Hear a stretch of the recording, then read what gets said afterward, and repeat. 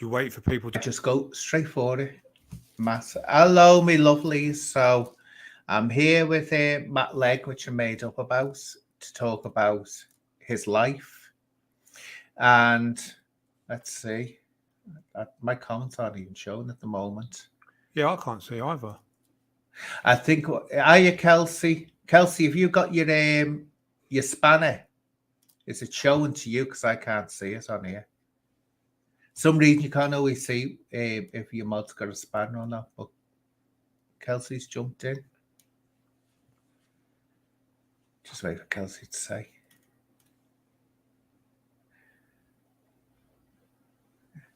Yeah, she's got it. Brilliant. We'll just have a little bit of a wait for a few people to come forward. And so if anyone wants any little shout outs, let me know. But they all know this is it. You'll know this, Kelsey. What am I like? I'm spot on the second go live. It's like, oof, got to go live on the second. So just been saying about actually what I'll do is, Matt, I'll go in when we're waiting. Yeah. And get the link to your interview yesterday. Oh, lovely. Thank you for that. What? So from this live, there'll be a link. I'll put it in the chat. Yeah. Oh, thank you. Yeah, it's doing really well, that one.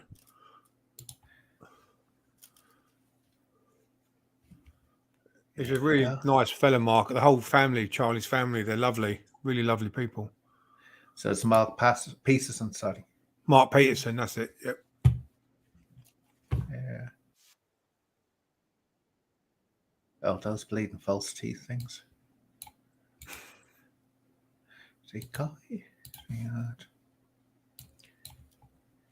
And there we go. So, Kelsey, I'm going to put a little a link in here. It's to Matt's interview that he did yesterday. And I can't because my bleeding keyboards, I'm having to use the on-screen keyboard, which takes ages. Can you just copy that if you can, Kelsey, and put in front of it Matt's interview with Mark Peterson, if you can remember that. Thanks for that, Anne. And thank you, Lucius, for watching the interview yesterday. Because, are you, Maud? Hello, darling. Yeah, because it was very, very interesting. I was surprised because I didn't think he'd speak because he doesn't like speaking out, does he? He was saying he doesn't. No, like Mark doesn't do interviews really, so that was quite a scoop. I mean, he's a friend of mine, and he wanted to, because of what the media did with him, they texted him, got a very brief reply, and they used that as a story to say that he wasn't supporting his brother, which is totally wrong. They were saying that. And then all the newspapers ran with it. There's about 10, 15 newspapers that ran with it after that. Goes to show how some of the media can manipulate. How all the media do. It's like I was on Humble Dryas a few weeks ago, and he said that he trusted the media. He thought because another person, controversial person, was on, had got some news thing that meant that he'd been verified and he was okay and all this. And I just laughed and I thought, because you see, I was brought up in the entertainment industry from a little toss, and so I know what journalists are like, and I know what the media's like. They're out just for a story at any cost, and they don't care who they destroy in the process. They trample don't over people. Care. No, I'd love to get on if I could.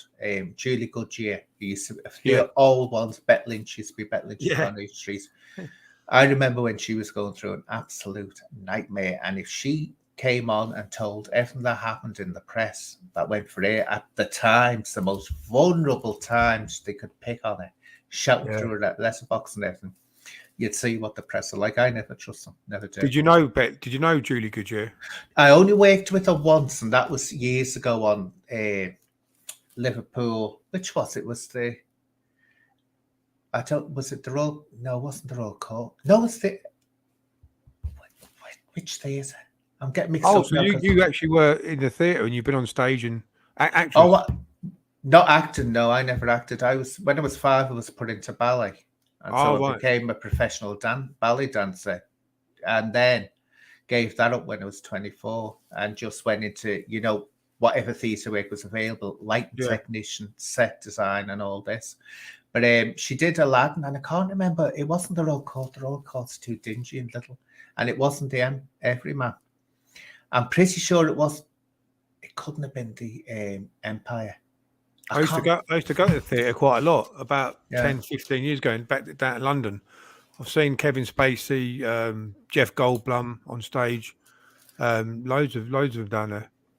Well, you see, because I worked in it, I used to always go, but I'd be, taking a lot, unless it was a ballet or an opera, then I'd be eagerly running to see it. But acting, I could never get into it. I used to always feel embarrassed when I was being asked to act. And people say, "Oh, you want to go into it? You're good." And I'd say, "Look," I said, "I don't believe myself." I was offered a few film roles, but couldn't.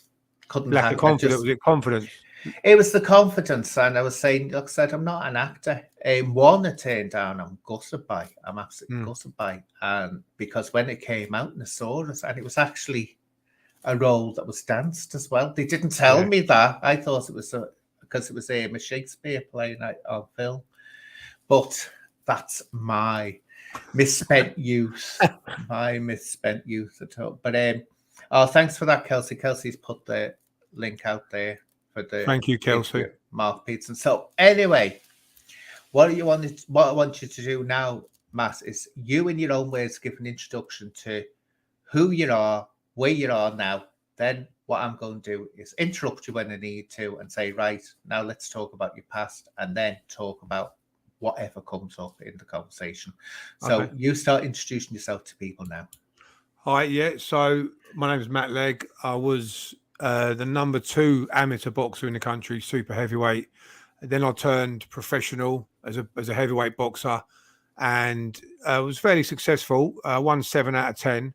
I lost to Anthony Joshua, who then became the heavyweight champion, and another man from America called James Toney. James Toney was a five-time world champion at all different weights, from middleweight up to heavyweight. One of the greatest boxers of all time, they say. So I was honoured to share the ring with those. So I started off my life involved in a bit of crime, and started boxing in prison at the age of 18, and then tried to focus on the boxing in my following years from that, and enjoyed a little bit of TV work, a couple of acting roles, which I love, as me and Anne were just talking about. I've always loved even extra work, stuff like that, and got 3 beautiful boys. My Mrs. Katie, who I'm sitting next to me now, and now I'm just running my YouTube channel. I do boxing one-to-ones with people, train people, and just enjoying doing YouTube videos and going on different podcasts at the moment. Yeah, it's your YouTube channel is doing really well, because you haven't had it all that long, have you? No, I started it off. I've had the channel for years, but I just put a couple of videos on, and it didn't have any subscribers. But I had I think April last year, I had 15 subscribers. Yeah, and then I think, what am I now? Nearly 22,000 now. It shot up, I think, maybe May or June. So it's about 8 or 9 months of taking it seriously. Yeah. That is really, exploded up. Once you get into it, and always remember, it's not the amount of subs a channel has that matters, because people go absolutely manic about, the more subs I can get, the better. Yeah, it's helpful, but it's how many clicks you're getting. That's what matters, because I watched the thing, YouTube did this presentation a while ago, and it said you can have a channel with over 1 million subscribers, and they're monetized, but they're making very little. Yeah, you can get someone with a couple of thousand. This is true, a couple of thousand followers, yet they're making a mint. That's because they're producing stuff that people are clicking on. They're not so much subscribing, but they're clicking on. So always remember that's not the amount of people. Though it helps, it looks impressive if you've got lots of followers. I'll tell you when I did realise that, because I did a video, Malcolm Price, one of the street fighter boxer, and it hit 450,000 views, and in proportion to my subscriber count was massive. And I would then realise it's the content you're putting out. You need to reach further than your own base as well and get a wider audience. But some of the big ones that have got 750,000 are doing less numbers sometimes than what we do. Well, if you look at the big one, PewDiePie. Now, if Yeah, you actually look at how many, I mean, he's got what's it, 111 million, which is mind blowing mm, subscribers. But if you actually look at the views he gets on his videos, it's only small, even though it's in the millions, but it's like yeah, 2 million, 3 million. That's only a small percentage of that of yeah, his exactly, subscribers. exactly And that. Yeah, that's what's, I mean, I wouldn't complain. I mean, if I want that, I wouldn't no, complain about that because he's set up for life, isn't he? And well beyond set up for life with yeah, those. Mr. Beast as well. That Mr. Beast. Yeah, this if you give the people what they want, and it's Yeah, working out what people want. It's very you just either happen upon it or you don't. And one I saw that happening with was Exposed TV. Exposed TV was just a little channel getting yeah, nothing. Then, and he better thank me for this call out because I've had rows with that little asbo. Anyway, he turned round, and yet suddenly he changed the format. Suddenly he started getting really successful. So it's just hitting on the right yeah. format, and he got that by mere chance. It happened. What's Exposure doing now? How many numbers is he doing? Big numbers, is he?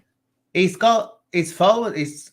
I think he's nearly 8,000 followers. You see, what I Yeah, did, I got to 9,000, and suddenly I've crept up, but it's been creeping. It's been very slow, and yeah, I'll get followers then because I've always said this about me. I'm like Marmite. I don't join teams. I'm not in clans. yeah, So what I'll do is I'll talk about someone, and people think, "Oh, he likes who I like, or she likes, if they want to call me that." And this nothing I'll say right to people. I don't care what they call me, he or she. It's up to the person and what they want to call me.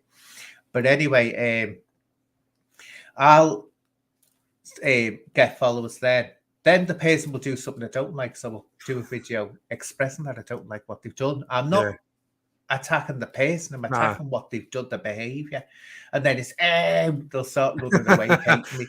And then next week it's like, oh, I'll say something good about the person. yeah, And they can't work that out. But yeah. that's because what I'm doing is I'm responding to the situation, not the person as such. You, And yeah. so it's also you get them, then you lose them, then you You've get got a them, good then you way of lose them. doing it though, because I watched a couple of your videos when you were discussing two individuals. I'm not going to name them, Oh yeah.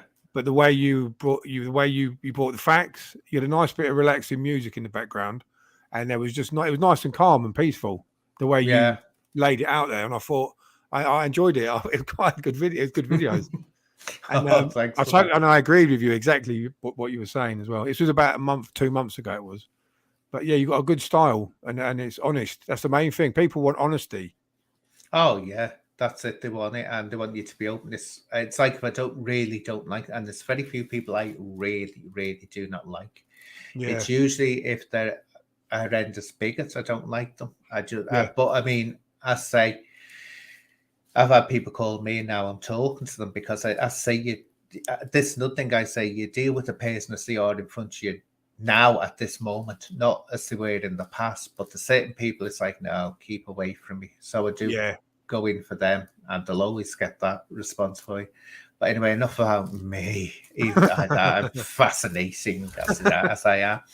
But anyway, now what was it? Because this is what always interests me about people that go into combat sports. What was it that attracted you and made you think that's what I want to go into combat sports? Well, to be honest, it wasn't actually in my thought process. I was getting into a lot of street fights when I was young as a teenager. I wasn't starting them, but I'd get people sort of ganging up on me and loads of people starting fights with me. So I had to fight. And then I got into trouble, and throughout my teenage years, I went to prison at the age of 18. It was for three fights I'd had. Well, one of them allegedly, and they were quite. One of them was a serious charge, Section 18 wounding, and the other two were fights against police and doormen, who I Hmm. viewed were being bullies to someone I knew. So I jumped in to help, and I went to prison at 18, and I was a big lump. I was about 18 and a half stone. I was weight training. So I went to prison, and Norman Buckland, I don't know if you know Norman Buckland. Yeah, but heard from now. No, he was a well-known fighter from my area. He said to me, "Why don't you put your strength and aggression into something productive like a sport and boxing?" So he then suggested the idea because I wouldn't have ever considered it. And then we started boxing each other in the prison. Me and Norman wrap a pair of socks around our knuckles and spar with each other, which was my very first introduction to boxing in Woodhill Prison in 1994. Charlie Bronson was in there then actually as well. Yeah, did you? I remember I read that. I think I read that somewhere. Mm. Yeah, I did. Do you know? Now this is another thing I find fascinating: that how your surroundings and where you are, your peer group, your family, how they affect the decisions you make. What was the area you lived like? Would you be respected for being a fighter in that area? Yeah, because Milton Keynes is a lot of London overspill. Milton Mm, Keynes. I'm not from London. I was from a little village in Northamptonshire, but Milton Keynes is a city now. But it was a lot of London, and I did want respect as a fighter, but I never wanted to be a bully or a troublemaker because that's the opposite. It's detrimental. Then I wanted people to like me, not fear me. So I would get into fights and help other people out. If I saw people in trouble, I'd jump in, and I did want that. I did want to be respected. A big reason was I didn't want anyone to keep picking on me. So I thought if I get a reputation as a fighter, it will stop this trouble coming to me. But what it did the opposite. Really, what it did when you get a reputation that you can handle yourself, people then won't want to fight you one on one. They'll always fight you in a gang, or they'll have weapons on them. So it ended yeah. up going like that.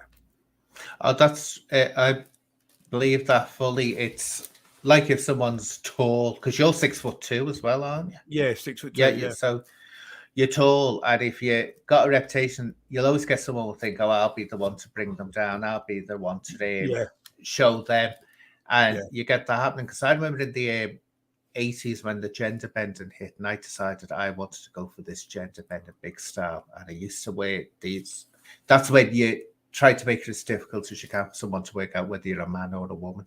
And I yeah, used to have mini skirts on, everything, high heels. I used to, if me Pap had seen me, I would have been disowned, I'm telling you. But yeah, you don't have to say that. He would have tussed at it, but he wouldn't have actually. When I say he would have disowned me, he wouldn't have. But yeah, yeah. I used to go round go What round what as what they what go year now. was that? What sort of year was that, That Anne? you're talking about the mid So 80s it to wasn't the really 90s. back then. It wasn't. They didn't accept. It wasn't accepted, was it? What it was depended where you were. If you were in, don't forget these are the culture club days and all that. Oh yeah, yeah, If you're down in South, you're all right. Liverpool, it was dangerous, and it still is yeah, dangerous. I'm sorry, I'm ashamed to say, Liverpool, parts of Liverpool, you have to be extremely careful where you walk around because it's not LGBTQI friendly, and yeah, you only have to go online and see some of the channels with the scousers on them. It's absolutely embarrassing and cringeworthy to hear what they're coming out with. But anyway, I used to walk around when I come back up to Liverpool because I was always working, and well, I was studying in London when I was a kid as well. So I used to come back to Liverpool during the gender bend days. I'd be walking around, and I remember one of my cousins. He was asked by one of his friends. He said, "Well, why aren't I getting beaten up?" Said, "How come? How come she never gets beaten up?" And he said this. He said, "Because they're wondering if he." Let's put it that way. If he can walk around dressed up like that, really elaborate, when it was totally a taboo to do that in Liverpool, as say still is, they think I could handle myself in a yeah. fight. And that was it. And I never thought about like that. And he said, that's it. They're thinking, wait a minute, that's someone with, to put it crudely, Confident, a big pair of confidence. balls, Yeah, literally. And so yeah, that's how people view us. That's how yeah. people view it going on. But yet, I had me fun. But when I think back, my God, it was some.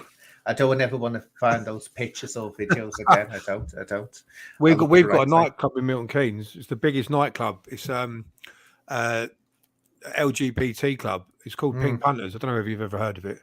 I've heard of it. Yeah, Pink, never Pink been there. Punters, massive club, and Yeah, one of the best clubs in Milton Keynes. And I've been going there for years. Initially, it was mainly LGBT, and we used to go there. It's now become more mainstream, but it's yeah. still based around that. And I've got friends. I've got a couple of gay friends, not that I see regularly, but people I chat to. And, oh yeah, I mean, I haven't been down there for years now because I'm away from the nightclub scene and drinking. But yeah, I used to go there quite a lot. It was one of the best places to go for the atmosphere. See, to me, you'll never, because I'm getting out, sod I am. I'll never best at the Blitz. I remember the Blitz in London going there, and I was underage at the time. And used to be terrified coming out for seeing a copper if I came up and make us think I'm going to get kicked out of my school. I'm going to get. I'm going to get. I keep on saying this to so buying me. Papa, he wouldn't. He didn't give a damn what way I was or what I was doing. But yeah, the Blitz. That's where Boy George and all them were discovered, yeah. and Steve Strange. And Oh right. Actually, when I think back, it was good, but it was boring compared to now. It was very tame and boring compared to what you see going on now. Was it a celebrity hangout? Was it a celebrity? Before they were celebrities. Yeah, yeah. Oh, that was it. That was the first discovered. place. Yeah, that's where all the it's when people started going from punk to the gender bending and new romantics. I didn't like the new romantics, so I used to think that they were too poncy. The new romantics would be like, oh, they'd be loving themselves, but I never had the looks to be able to love myself. So for me, it was just as mad as you looked and got the attention that way. That was the best era for music, though. I still listen to 80s every day. It's all I listen to. Do you know what, Matt? This is going to sound terrible. When I think back, I always said I was born or grew up grew up either two. I should have been born before I was, so I would have been a teenager in the early 70s because I loved the early 70s, or a teenager in the 90s because the 80s. When I think back, I don't like it. When I look back, I think, do you know what? A lot of the music, especially the charts, was poppy and little. I love the 80s. Silly little no songs. It's catchy though. They're all catchy tunes. They're catchy. But when I think back, I think, God, I used to go mad over that. It was a load of rubbish. And also the style was weird. It was ugly. It wasn't a nice style. Where I think the music got better, to me anyway, got better in the 90s. But the early 70s, when you had the early David Bowie, the early Queen and all that. Queen, I love Queen. Mark Bolan.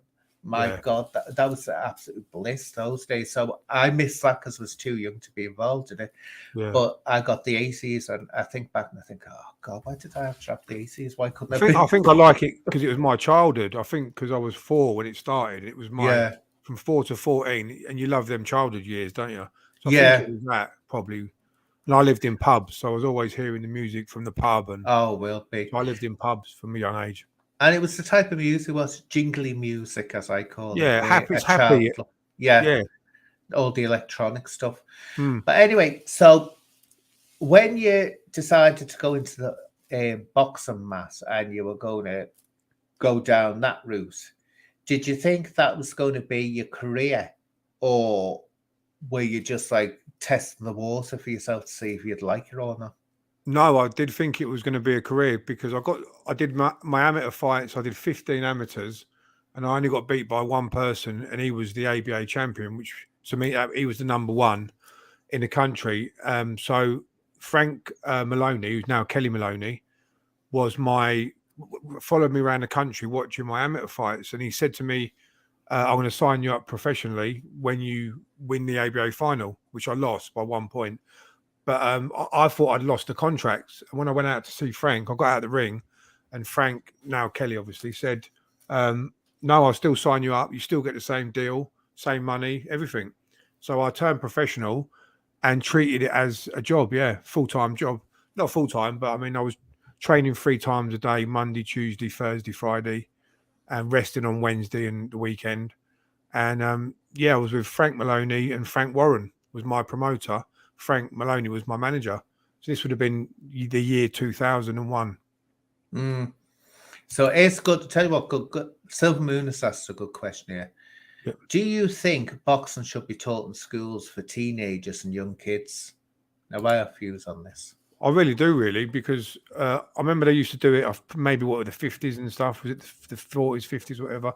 And I'm sure, I think it builds it builds discipline, respect, self-control. You're confident in yourself, so and you're confident with your hands. I think that they should do. Really, maybe it would stop some of the knife crime, but I think it's too late now. If they'd have kept it on, maybe it would have made a difference. I do think it would be beneficial, though. See, where I draw the line, and I said this to, I was talking about this to Danny Christie a few weeks ago, where it gets to me, this boxing, this when you get these people, and they're usually ex-cons, and it's like, what we're going to do, knives down, fists up, and all this business. Put your knives down and get your fists up. What they're doing, they're getting young kids, and I'm dead against this, to go into a ring to sort out a problem, an issue they've got with each other, or annoying things. And I'm saying, no, what you're doing is you're saying that aggression and violence, they're not doing it as a sport, they're doing it to quell an argument, and that's anger. That's different. It's different. It's not a sport that they're doing it for, and I feel like telling them to go and get lost with the stupid ideas, because if there's knife crime going on or not, you don't say, well, do this and put your knives down. Yeah. If some kids, because half the time, and I understand this and understand why they do it, half the time the kids are carrying these knives, it's not because they're intending, the vast majority of them, to use them. They're carrying them because they're scared. Yeah, yeah. That's why they're carrying them. Yeah, and everyone else is, so they've got to protect themselves. Yeah. So you turn around and say, get in a boxing ring, put your knife down. It's not that message's not going to get to the kids who are carrying the knives through fear. Yeah, and I mean, my son's had, my middle son, he's 17 now. He had about 8 or 9 people surround him in broad daylight and pull machetes out and attack him with machetes. He didn't get a scratch on him. He had to fight him off in the shop doorway. And it's quite bad in Milton Keynes. There's been 2 of his friends were murdered, and one had a machete put through his arm. Yeah. It's terrible. Milton Keynes, I think, has a higher knife crime than London now. In terms of the population, it's just the thing that I say. I mean, boxing seen as a sport, or any combat like karate or judo as seen as a sport. Yeah, if they want to do that, do it. It's like gymnastics, but ballet is that you have to be an athlete. Yeah, trained to be to athlete standard to do that. It all instills discipline. But I don't like these little, these little gyms that are set up. Yeah, that's like a straightener. Yeah, it's like having a straightener. Yeah, it's not right. You should be saying, no, actually what you do is you get your education and you learn to be able to communicate, and then you solve. And before anyone poo-poos that and says, oh yeah, tell these kids. I always tell this story, Matt. I worked as a theatre in Netherley, around where, not far from where I am, and it was started off a few years ago, and I was tis. They asked me to go in and help, put it together. So I said, all right, I'll go in and help. And then it was for young kids they were going to invite in who wouldn't go to school, and they were troublesome. Now, I was always my nose stuck up in the air over anything like that, because I used to say, look, I'd say the theatre is one of the most demanding professions you go into. Look, let's put it this way. You can't turn around and say, oh, I can't turn up today because there's no one to pick up my child, or my child's ill, or my papa's just died. It's like, forget it. You still have to turn up, because if you get into a show that's worth millions, you can't just walk out that show. You've got to go on with the show. And I had that happen to me. I had my papa dying on me, and I still had to go on stage that night. Yeah. Because it was I think it was in the contract for me to do it. But my God, did I learn a lesson. These kids came in, and they were, behavioural wise, I wasn't used to that. Not being disciplined, because I was always brought up around everything was discipline. Yes, say no, say yes, ma'am, and all this business. So it was. I thought, this isn't going to work. Do you know what, Matt?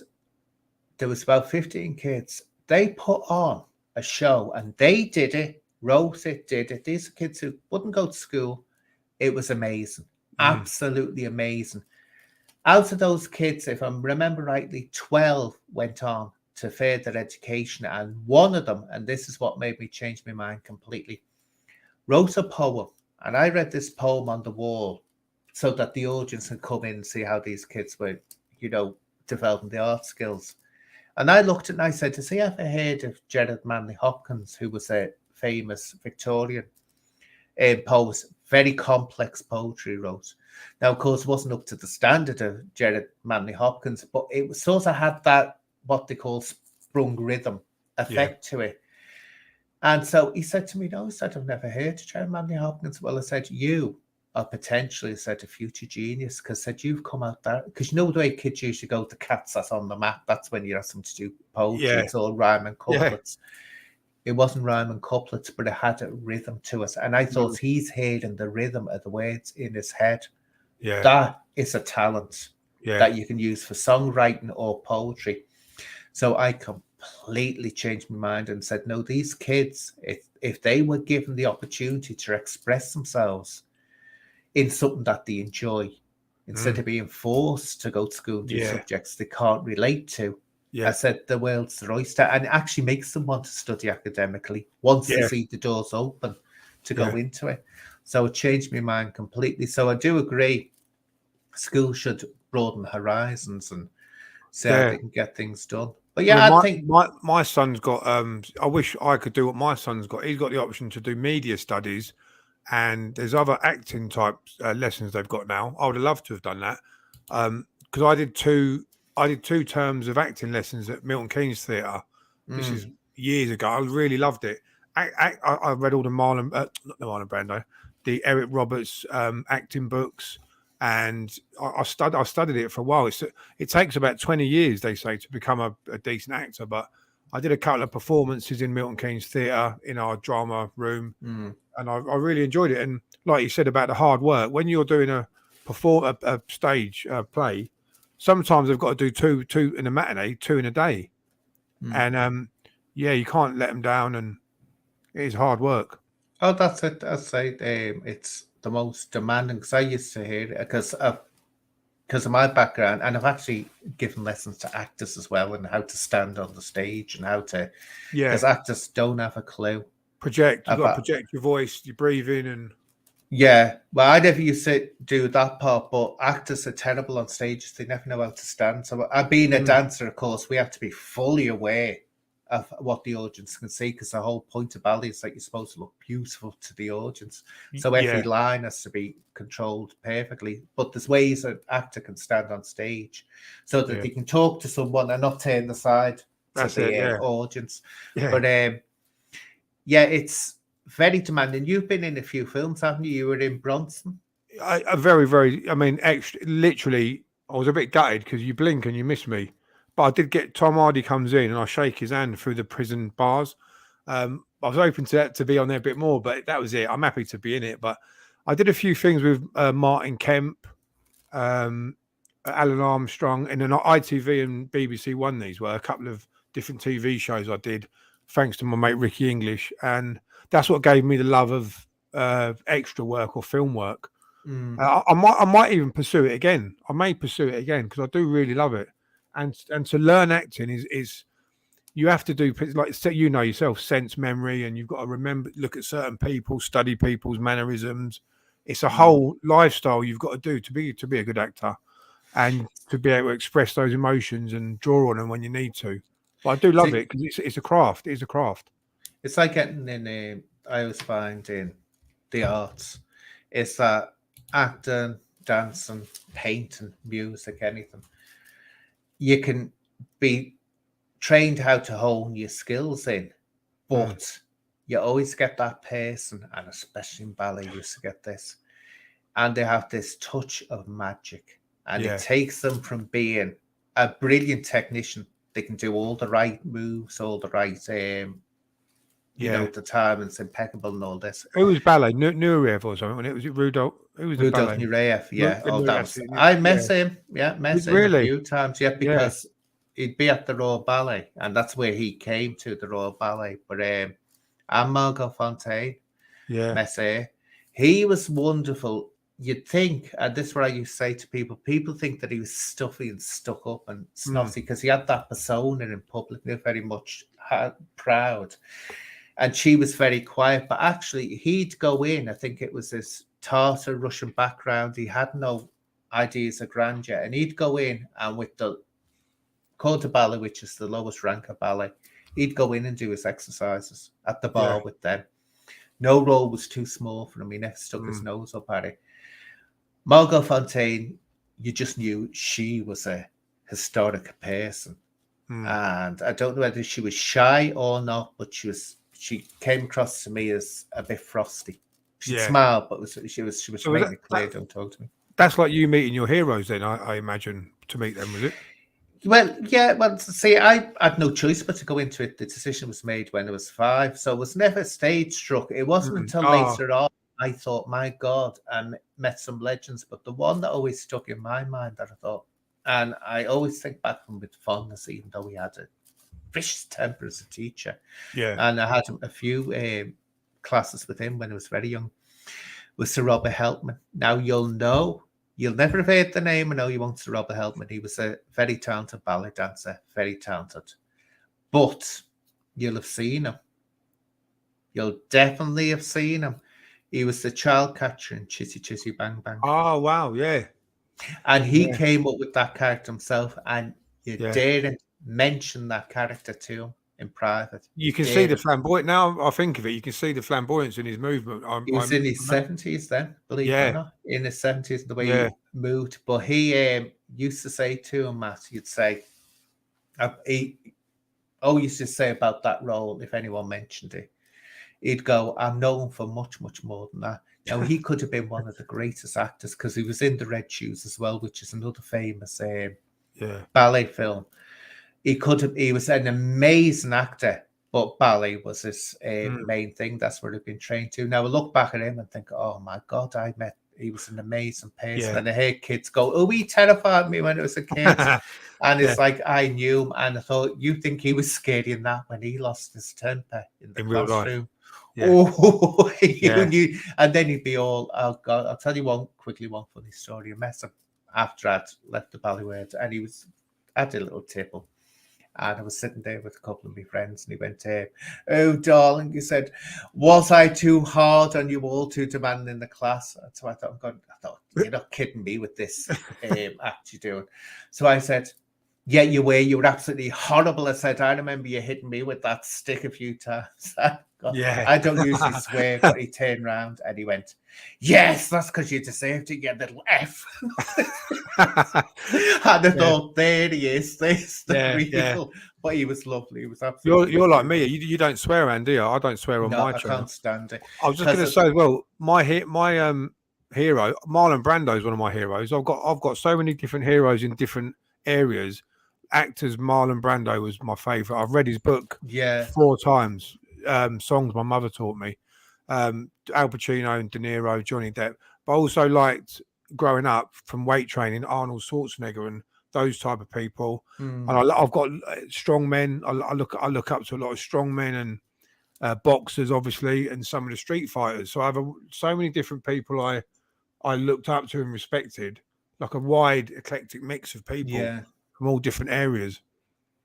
Marlon Brando is famous for the method acting, wasn't he? Yeah, Which that was Stanislavski from Russia as well. Yeah, where a lot of directors hate that method. They hate it because it makes the actor awkward. Because you're supposed to find a reason for doing it, aren't you? Yeah. And go from there. But remember, it was Alfred Hitchcock said, "Oh, I can't be bothered with those method acted nonsense." Yeah, Laurence Olivier. I think a lot of the British actors didn't. It was American more, wasn't it? A lot of the British, they didn't agree. Laurence Olivier didn't do it. They just said, do your acting and go back to normal, go back to yourself, and then when the scene starts. But Brando, yeah, he's the best. He was the greatest. So, if you got anything lined up in that region of acting, or are you making any plans, Matt? I haven't made plans, but I've been a few of my friends are doing well in the acting now. They're in Guy Ritchie TV series and stuff like that. And a couple of people mentioned it to me on a couple of my videos. They said you should get into acting and stuff. And the good thing of acting is you're never too old, are you? Because you're always going to have a role for someone, whatever age. So I might consider it again and look into it again. Yeah, I like having a focus. I need a focus and a goal. Make sure that this is the thing to get into, because don't forget the competition is horrendous. It's horrendously difficult competition, and it's getting that golden position where you become employed all the time instead of just the odd one now and again. And so really put your effort into it to get into it, because it's literally a full-time job, and you need a Yeah. decent agent. If you haven't got a decent agent, you're And I think absolutely you've got to be screwed. really talented to make it. You've got to be very few people. Like out of 1,000, it's a handful of people make it. Yeah. Oh, there's Paul. Paul Venice. How you doing, mate? Hiya, Paul. I But love yeah, Paul as well. Lots of love to you, mate, as well. Paul's just been in a film. Yeah, I'm looking forward Yeah. to watching that. The Sayers film. Yeah, Yeah, the oh good God, I'm looking forward to watching that one because everyone's in that one. Danny's in it as well. New Breed of Criminal. That's it, New Breed of Criminal. Yeah, But yeah, that's Paul, it. I talked to Paul. I've got a lot of time for Paul, a lot of love for Paul, and I like a lot of what Paul does and stands for as well. This it, but make sure you get, I say, get into it, full-time job, getting into acting, and get to the front of the queue. Do that, because I think you will. I think you've got the looks for it. Thank you. And make sure that you don't get typecast in one role, because I can see you getting the bad guy all the time, or the tough guy. Just go for a few of the LGBTQI ones. Maybe go for a bit of transgender. Get your makeup on and all yeah, that. a bit of versatility. Yeah, that's it. But you are realistic, Paul. Yeah, so it is a fascinating subject. So. What was it actually about acting that attracted you? Because as I've just said, I was never attracted by acting. Wouldn't say I'd never do it, but I'm saying that it was never something that I was attracted to. What attracted you to it? It was just the to learn how to bring these emotions out, and just it was that when I found out the training involved in it, which is far more than I imagined, and it was just the whole thing about becoming a different character, which I don't think I would have been able to do as easy as I can express emotions quite easily, acting wise. I can get angry like that, pretend. But it was to do other things like getting emotional and crying, using sense memory, which I did in a performance to cry with it during an argument. It was just another challenge, I think, and also in the long run, it would end up. You get to do TV work, which I love doing TV work and film work when I used to do it. It was just something and I love movies. I watch movies all the time. I go to cinema with Katie a couple of times a week. I've always had a love for cinema and always loved films. Yeah. Oh, I do like the cinema. I've seen a couple that advertised I want to go and see, but the last one. What's the last one? I was going to go to see the new Avatar one in 3D and IMAX. It looked too long to me. I thought it was good. It was good. Me and Katie saw it. Really good. I didn't really like the first one, but this one I did enjoy. No, I liked the first one, but the second one, and of course the 3D in the second one, because I went to see Jaws 3D. Where they made the original one, not the horrendous 1980s Jaws 3D, which was terrible. They got the first Jaws and made it into 3D, and it was fantastic in 3D. It was, but they showed the first one. Oh, the original. Yeah, the very one of my first one. films. Well, they did that in 3D, and the 3D was absolutely amazing. But they showed a bit of Avatar, the water world, and I thought, the difference in the 3D from the original one is amazing. Yeah, it's really good. The depth, you're really in the film. Yeah, it's amazing. Talking to Jaws, that's got one of my favourite scenes. Robert Shaw when he does the monologue. Yeah, about the Indianapolis. Yeah, that's one of my favourite acting scenes. I watch it at least once a month. Oh, it's a classic. I remember that. I'm old enough to remember that coming out when it first came out. Yeah, 78. Absolutely took over. That was the first. After The Exorcist, I would say that The Exorcist was the first of the big blockbusters of the 70s. It was the last of the great cinema eras. Exorcist came. That was a big noise that happened.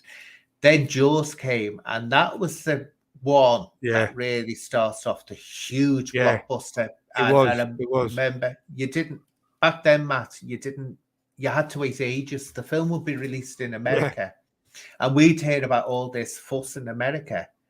You'd only see bits of it on the television, and then it would be released in the UK. I'm telling you now, you'd have to go down again and again to try and get in because the crowds were Yeah. round the block. It was horrendous getting in. Eventually got in. The Odeon, if I remember, had to show it on every screen, and there were about 5 screens of the Odeon then, I think, Yeah. for the demand. And when we thought that was popular enough, my God, when Star Wars hit, Yeah. oh, that was Yeah. just like that took Jaws and took it on to another level. Because Star Jaws Wars it was was the huge. first summer blockbuster, and they Yeah. used that format in future to bring out the big films at summer, didn't they? It was the Yeah. very first one. Yeah. But it's yeah, that was I'm glad I remember that time because you'll never get that back again. Where the excitement Yeah. would build up for months, and you go into the cinema, and the cinemas were packed. I remember going to see Jaws, and it was absolutely packed. Same with Star Wars, packed, and you'll never recreate that absolutely wonderful feeling again, which was amazing. But Sean's just asked something here. Yep. Matt, do you worry about being typecast? Hi, Sean. I don't really do any acting or stuff now or extra work, but I wouldn't be too worried because I suppose if I've got a certain look that's going to get me into certain roles, I'm happy to do it. It would be like Anne says, it would be fighting and that sort of stuff, criminal type thing. See, the thing is, it's good to get I say, don't worry about being typecast. Get the jobs first. That's the main thing. That's it. Because if you've got a look, then you get work. I mean, everyone's got a certain look and they got a certain niche that they all fit into in films. Well, this used to annoy me about actors, and actors used to do this a lot, because you used to meet them being, in the arts industry and be hanging around the same place, and they'd got some of them that was successful. They'd be bleating about being typecast. Barbara Windsor was one of those people that bleated about the Carry On films, and I never said to her, and I used to want to say to her, how ungrateful are you? You're going down as an icon in British film history as the last of the great. Which I don't care what you say, the Carry On films couldn't have worked without her. Kenneth Williams and what's the name? They had to be in them. Yeah. And to have that huge success, then Sid James. Then to bemoan us. I thought, no, you don't do that. People would never get there. And I know it's like you're biting the hand that fed you, aren't you? She's an icon. I mean, she'll always be an icon of British comedy. Yeah. And how many women can say that? Especially in comedies. Not many women can say it. A lot of men can say it. Not very, very many women can say it at all. So that's what gets me. I say, don't worry about being typecast as long as the money's coming in and you're getting the work. That's all that matters. Yeah, that's exactly it. Well, it's a question. Would Matt like to have a role in a soap or prefer film or maybe stage act? That's a good one because they're 3 completely different way methods. I think I'd prefer maybe a film, but then people like Tamer Hassan and Danny Dyer have done soap operas and stuff. Do the sort of that type, but a film. I would like to do stage acting though, because of the training I did at Milton Keynes Theatre. Yeah, I would like to try and to do stage acting at some point. See, stage acting is the one where you get your discipline. It's the one where you get your time. It's the one where you learn the whole trade. Because I say in the dancing, we used to have to go on. And even though it's ballet, we are acting at the same time because you're in a role, you're doing a role. But it gives you that discipline to go on there, get through it because it is nervous. You're standing there and you think, now I've got to go on. And usually what happens, but what happened to me anyway, and most of us in ballet, you put your foot on the stage and then you just get through the parts and you do it magically where walking on. Everyone was nervous, but that's where you really home in your skills. If you can please a live audience, I tell you what, Matt, there's no feeling, and you'll never get this from a film, you'll never get it from a TV. It's to hear an audience erupt in applause and cheers when they like what you've done. Oh, it's the most amazing. That's why a lot of movie actors go back to the stage, or they do the stage to get that audience reaction that you don't get on a film set. Yeah, definitely. That's why a lot of them do it, and it's probably similar to boxing. When you do a boxing match, you're nervous. You have a bit of nerves until the bell goes, and then once the bell goes, you're calm. You're doing what you Yeah. can do. So I suppose when you get on stage, then you're in the moment, then, and you do it. Oh yeah, you're getting them. It just. I used to find sometimes I'd go on and I'd come off and I'd think, did I just do that? I couldn't even remember because you'd go into automatic pilot because the adrenaline would be running Yeah, that hard that you just do it. But yeah, stage acting, I'd say, is the most difficult of all of them. The most tiring will be filming because in film work, everything stop, start, stop, start. There's a lot of yeah, sitting around, and that's why when you say extra work, oof, God, yeah. no, The extra work no. doesn't pay well either. And I mean, I enjoyed it when I did it years and years ago.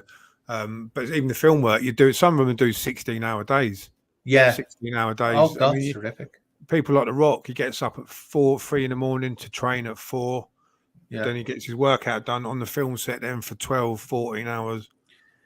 And that's why lots of them are on drugs, Matt, because that's the only way they can literally cope with the demand Yeah, of it. That's the yeah, only way they can get through it. And that's why when they say, oh, I had to go into rehab, it's like, oh, you're not saying that's because your life isn't your own. It looks glamorous, it looks wonderful. yeah, It isn't. It's horrendously demanding on them yeah. when they get success, horrendously demanding. So I've got to that's tell you a good. quick story. I've got to tell you a quick story about Yeah. acting. Ross Kemp, who was obviously EastEnders, and he did the SAS stuff after, didn't he? Yeah. When we lived in a pub in Bradwell Village in Milton Keynes, the writer of EastEnders called Tony Jordan, he lived round the corner, so he used to write EastEnders, and he brought Ross Kemp up one day. This is when Ross Kemp was in the peak of his role as what was his name in EastEnders? It was Mitchell, Grant Mitchell, and he brought Ross Kemp in to my dad's pub, mum and dad's pub. So I went in and met him. I think I was 15 at the time. So I went in and said hello to him on the evening. I got up in the morning to go to school.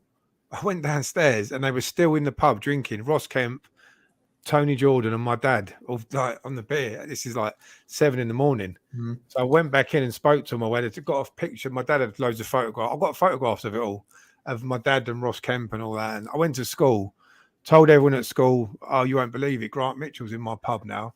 They were going, no, he's not. No, he's not. And he was in there. I've got a photograph of it.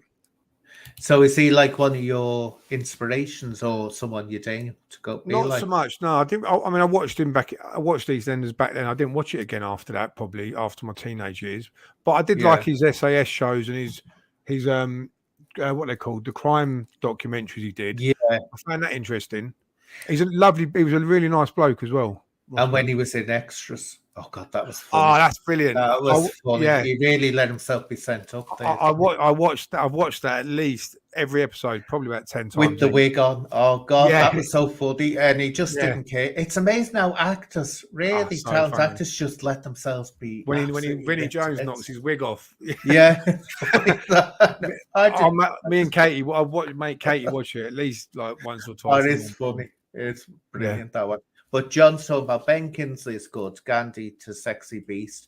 Tell you what, I always have against that film, Gandhi. It really annoys me. I don't care what Ben anyone Kingsley. says. Gandhi got the Oscar for Best Film the year that I swear down E.T. should have got it. Yeah. The script for Gandhi was written by Gandhi living that life. E.T. was one of the most amazing, nothing like that had been seen before. It was a modern day fairy tale, and shame on the Oscars for not giving E.T. What was that, 1982?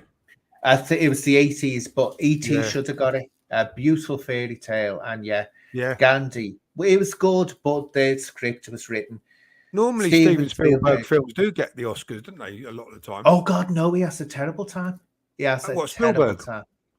I thought he'd won a few. No, he was always getting turned down because he was too popular. And he say that he was too popular, but E.T. definitely.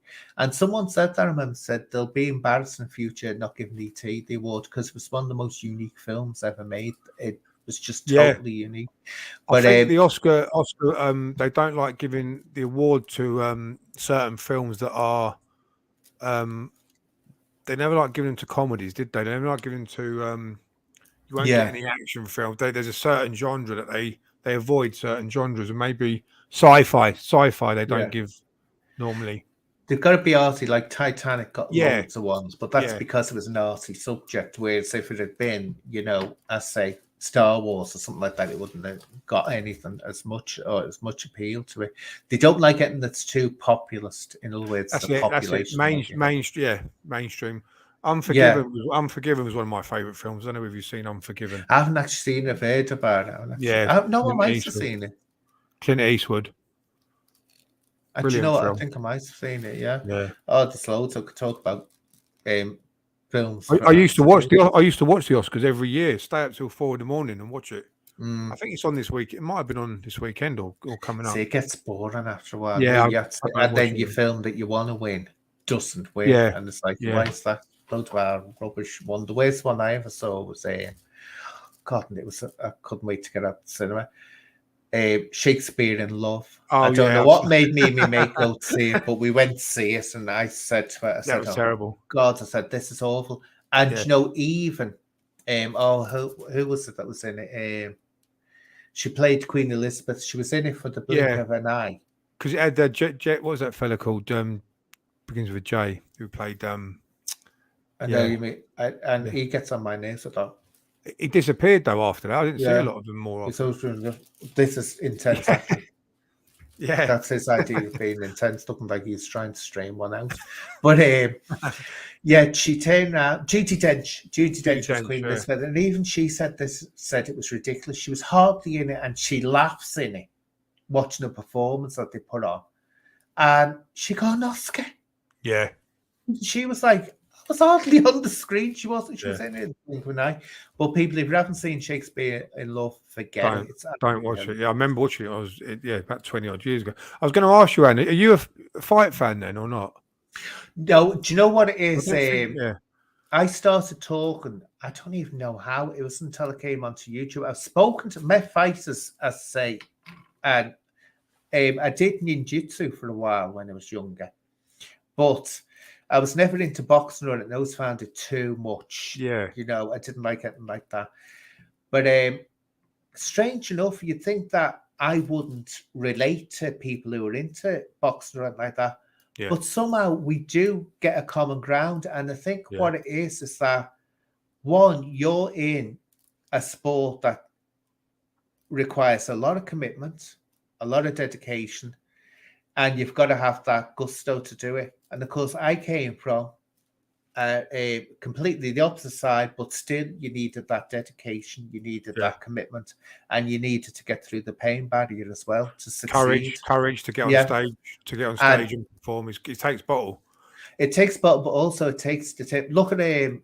I love looking at Danny Christie, the way he's really put himself into it, but that's taken total 100% determination.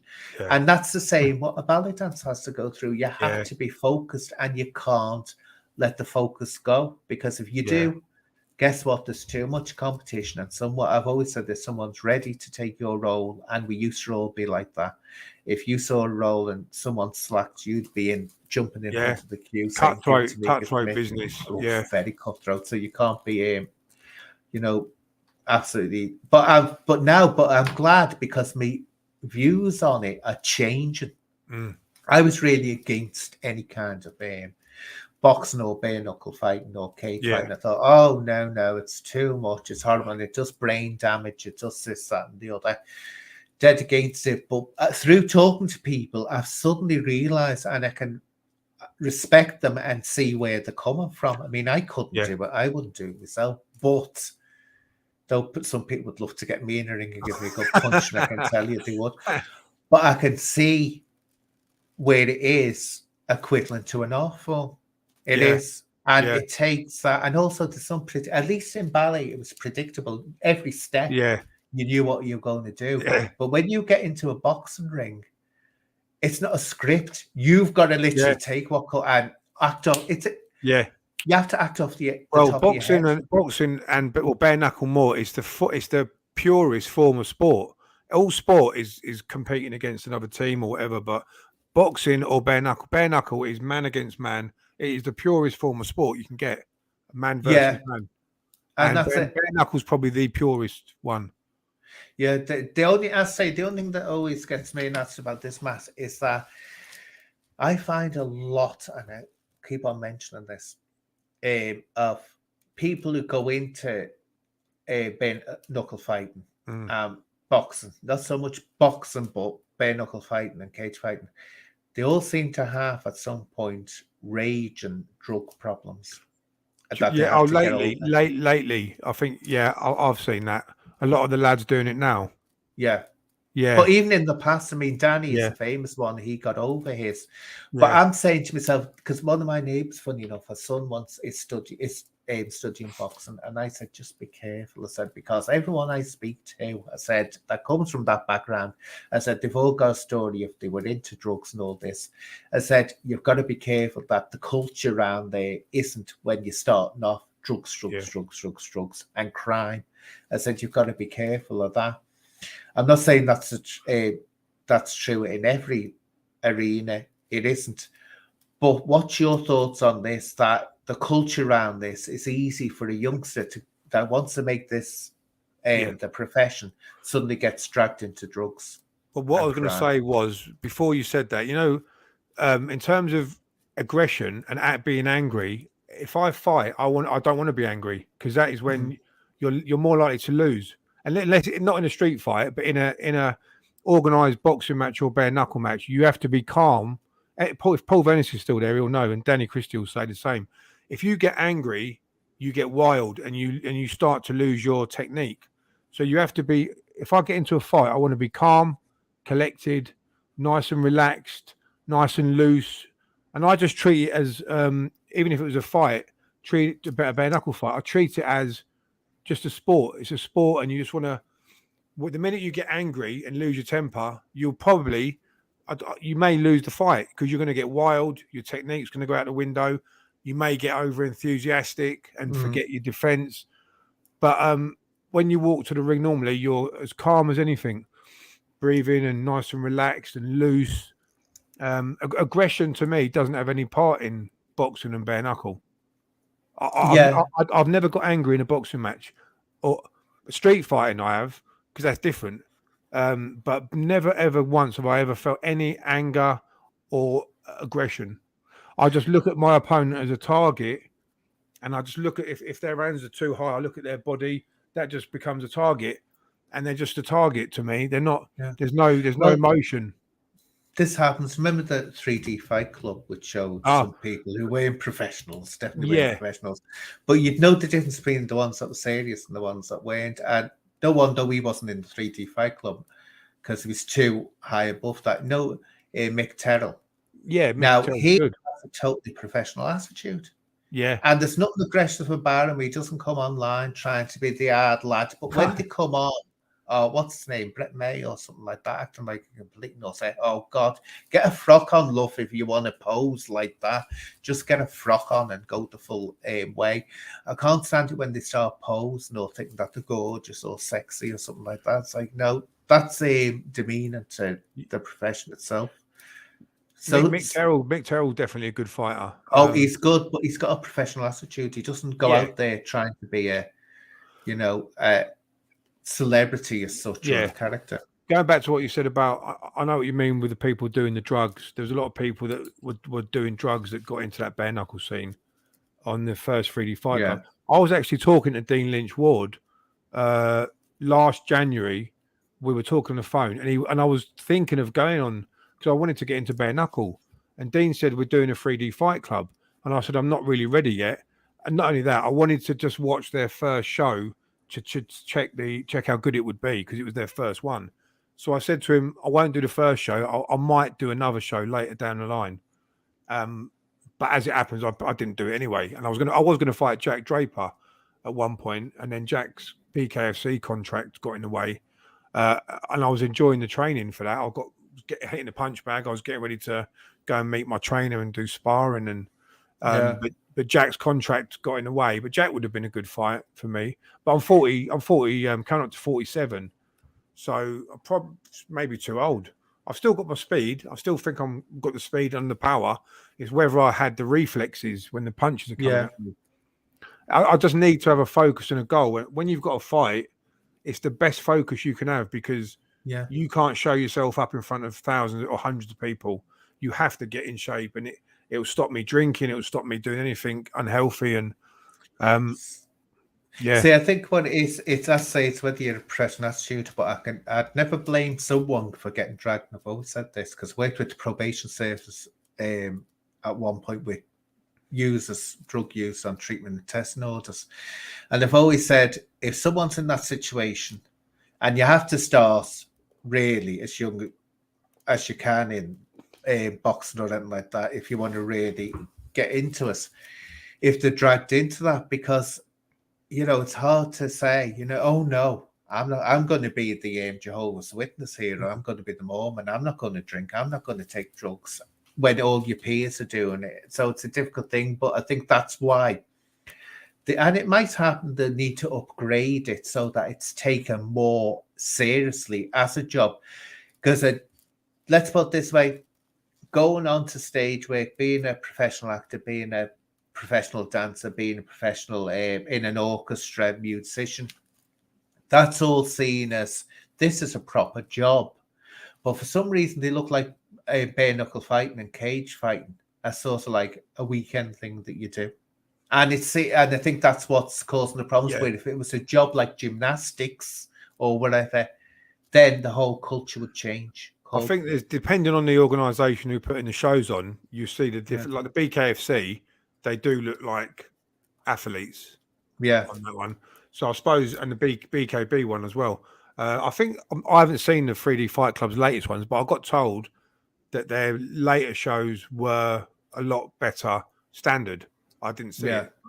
I don't know. Sorry, Dean Lynch will put me right off all that. I mean, I think his whole attitude, the way he was carrying on these vile videos, was shameful. And then suddenly he's hugging the person that he's giving out about.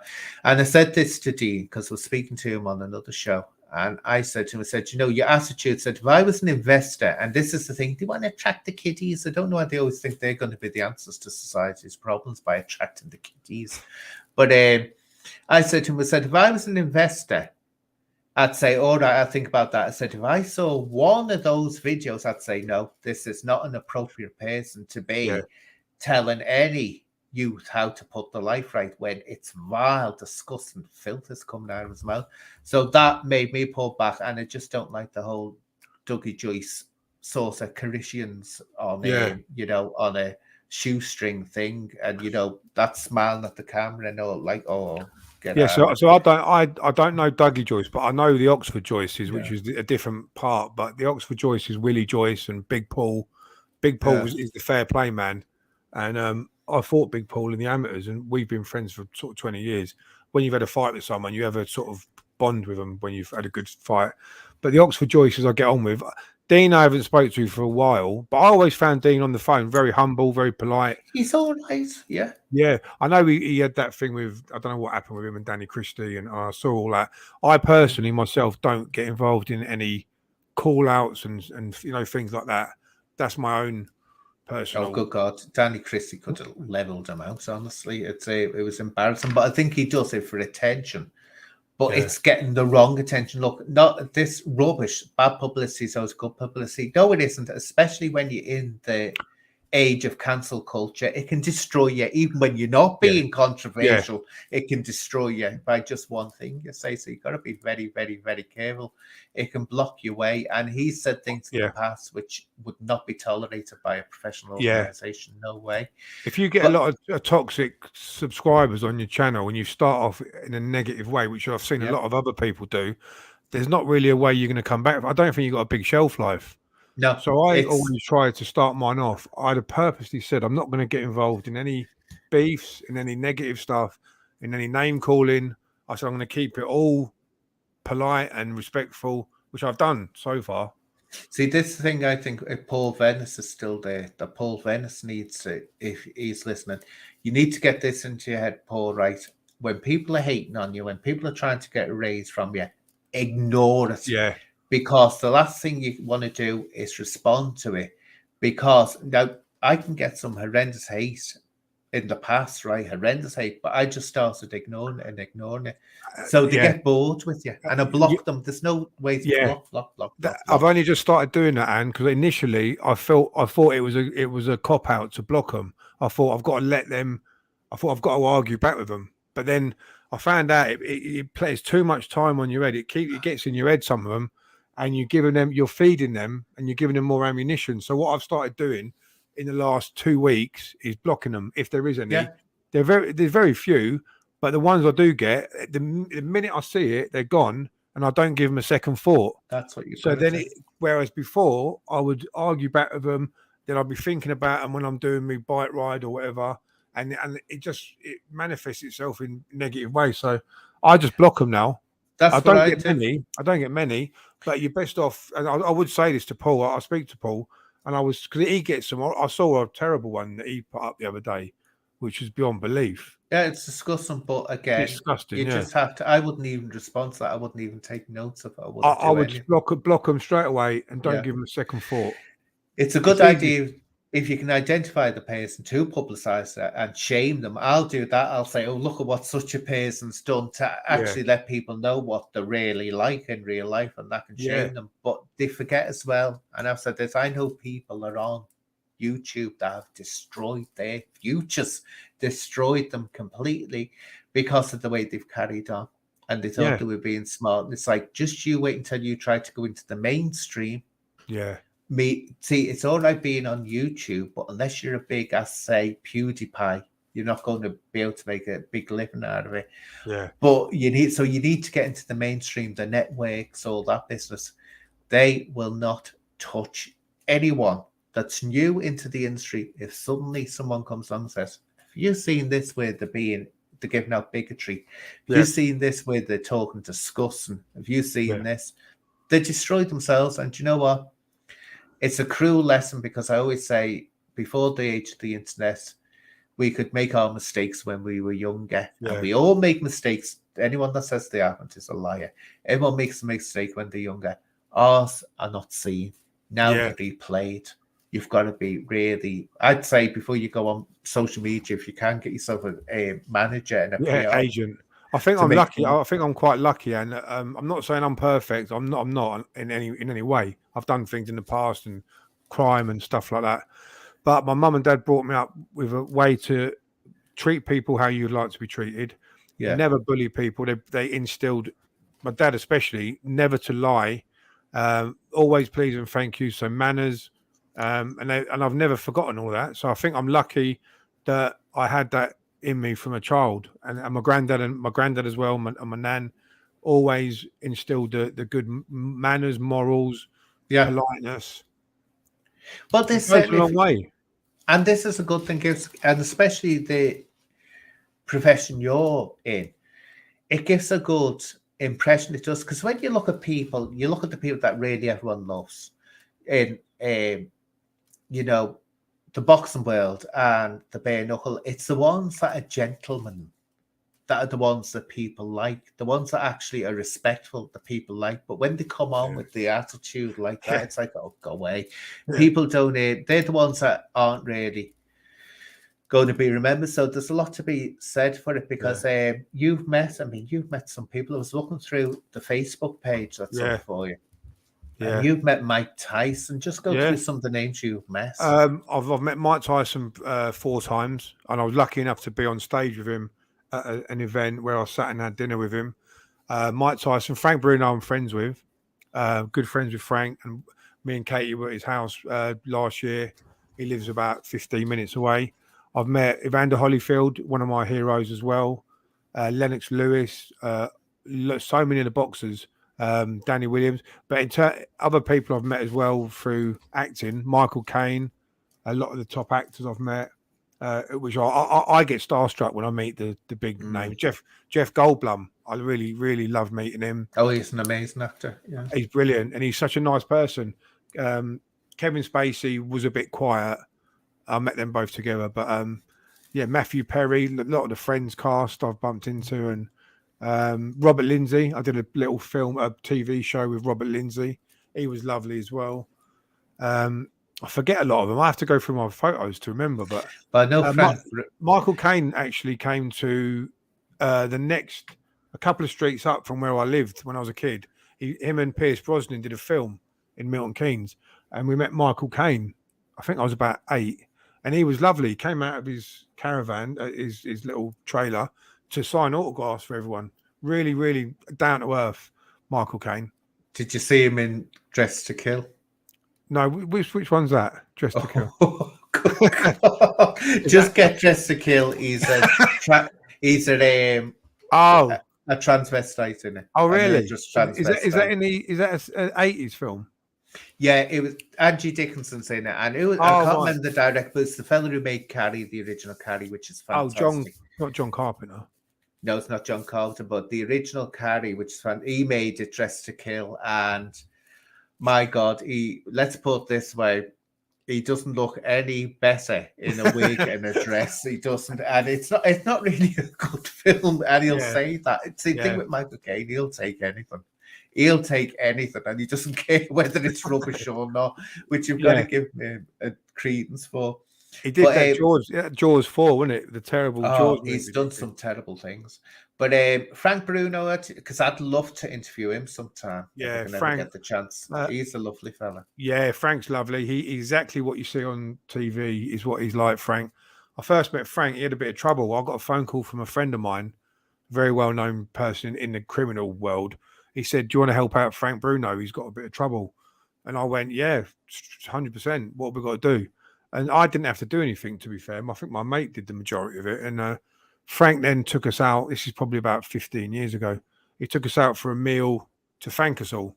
And we had a meal with him for 2 or 3 hours.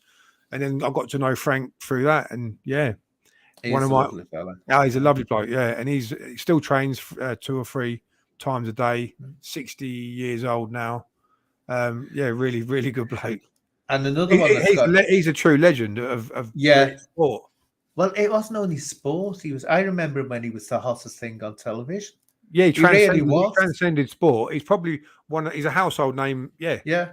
He was on the television all the time, not related to a sport as a personality himself. Yeah. I think he was one of the first big personalities that just for being him. But another one, Tyson Fury, which I always remember. Now, Tyson Fury nearly finished it before he began. And this is a success story, how someone can turn something right round a disaster. He made comments about gays early on in his career.